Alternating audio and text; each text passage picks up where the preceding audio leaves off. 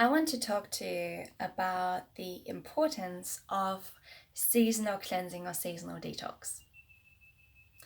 So, seasonal modifications and therefore seasonal cleansing or detox is a further foundation of our holistic well-being. At the bottom of this pyramid of holistic health is the regulation and optimization of our food, our sleep, and our energy according to our unique mind body constitution or dosha, who we are, our conditioning, and our current state of vikruti, current state of balance or imbalance, that is.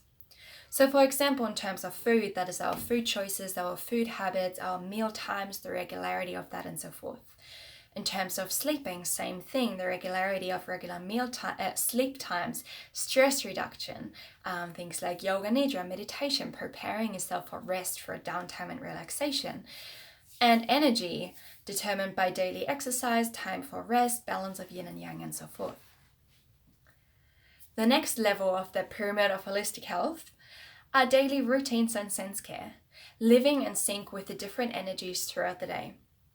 If you've heard anything about the dosha so far, and you can listen up on that in other educational videos on my website about the doshas, the gunas, and so forth, you will have heard that there are different doshas governing different times of the day. So, for example, in the morning it's kapha time, then moving into pitta, then into vata, and the same thing once more overnight. And so according to the governing energy around us, different practices and activities and manners of doing things are appropriate more or less appropriate at different times of the day. So that all includes things like, having a morning routine, having regular eating, sleeping times, doing certain activities and things in the morning versus the afternoon versus nighttime.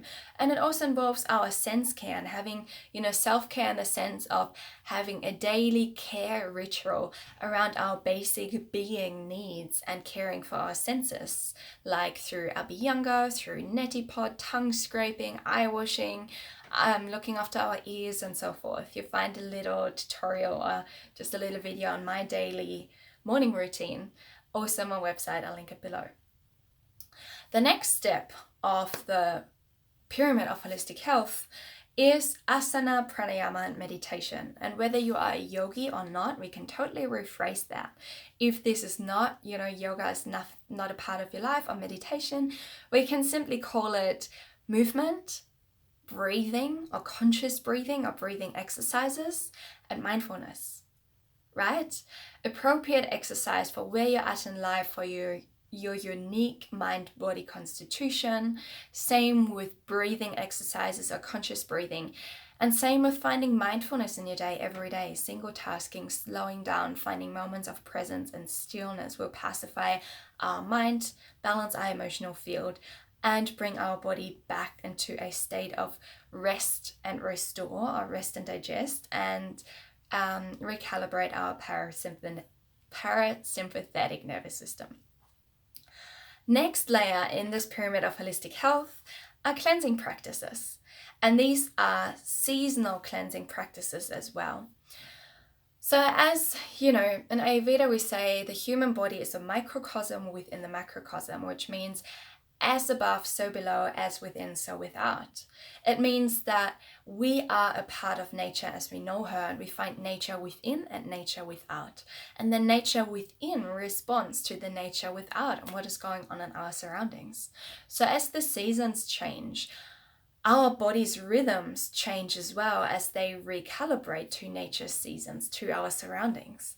It's a similar principle to the saying of you are the average of the 5 people you spend the most time with, which means simply that we are greatly influenced by our direct surroundings. And the more time we spend around something, the more we start to recalibrate or calibrate to that thing. So same with our seasons at large. Again, different seasons have different energies, as you see in the weather patterns and the temperatures and the amount or hours of daylight and so forth. So according to where we're at as we're going through the wheel of the year, we also need different seasonal practices. But also whenever we are going through a transition, The bioorganism that is our body, just like any other being in this 3D reality, every plant, every animal has their cycles. We have these cycles too on this biochemical level, right? And so every time we go through a transition into a new part of this cycle, it is a good practice to cleanse, because each transition, each chop and change, or even just going through life, we accumulate toxins from different directions, be that environmental toxins, toxins through our food, or simply energetic, mental, emotional toxins through going through change, including seasonal change. So therefore we cleanse maybe every quarter, ideally doing deep cleansing practices every spring and every autumn, because these seasons are what I like to call transitory seasons, as they are, as opposed to summer and winter, which are very much warm and cold, right? And autumn and spring are kind of this mishmash in between, the transition from cold to warm and from warm to cold. It's like chop and change. So this is a great time to actually really cleanse in a holistic way through dietary, lifestyle, and herbal support and practices to reset our system and wipe the slate clean, so that instead of nourishing or trying to rebalance our being and our body on top of a layer of toxins, on top of a bottom layer that's already imbalanced, it's kind of, you can't build a house without a solid foundation or just on sand. And as the sand shifts, your house is going to shift and get off balance and sink. It's the same with trying to obtain perfect health on top of an already existing imbalance or toxins. And even if we do all the right things, a part of the right things is to have regular cleansing practices, because there's so many things in life we cannot influence, including environmental toxins. Even if we do the best job we can, it's probably only if we are yogi, living far away from human society in our own cave, eating our own grown food and so forth, that we can avoid most of that, and probably still not all of it, because toxins are in the air, in our environment, on our fields, and so forth, come through negative thoughts, emotions, and all that. So even if we're doing an amazing job in supporting our health, this is another step to take to really wipe the slate clear again and again. It's just like your car is getting wear and tear just by you driving it, and part of optimizing it and keeping it healthy and going for long is to regularly service it. Same with our body. So these are those seasonal cleansing practices to reduce or fully remove any underlying armor or toxins in our body and build from there. And that is the foundation to really establish perfect health and ultimately access your greatest potential, be the purest and highest version of yourself, because you purify your channels on a multi-level.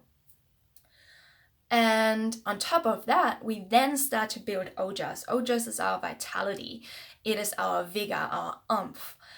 And we can only really nourish if the armor, the toxins in our system are first cleared, because toxins actually build up in fat tissue, for example. And so when we nourish, we increase healthy layers of fat, healthy tissue building. And if those tissues are already full of toxins, we actually grow and amplify the toxins.